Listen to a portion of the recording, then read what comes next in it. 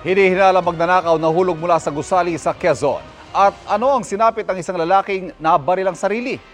Paspasan natin ang iba pang mga balita.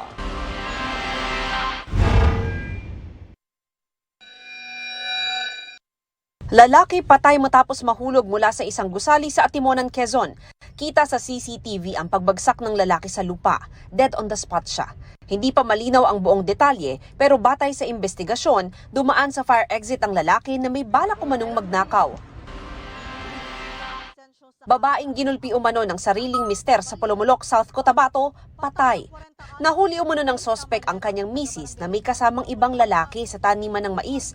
Nagkaroon ng komprontasyon hanggang sa sinuntok umano ng sospek ang biktima. Tumama raw sa batuhan ang ulo ng biktima. Mahaharap sa reklamong parricide ang sospek na aminado sa krimen. Lalaki sa Cervantes, Ilocos Sur, sugatan matapos mabaril ang sarili. Nakikipag-inuman umano ang biktima nang ilabas niya ang dalang caliber .22 revolver. Pinaglaruan umano niya ito hanggang mabaril niya ang kanyang kanang tuhod. Walang pahayag ang lalaki na nahaharap sa kaukulang reklamo. Para sa GMA Integrated News, Mav Gonzalez, nakatutok, 24 oras.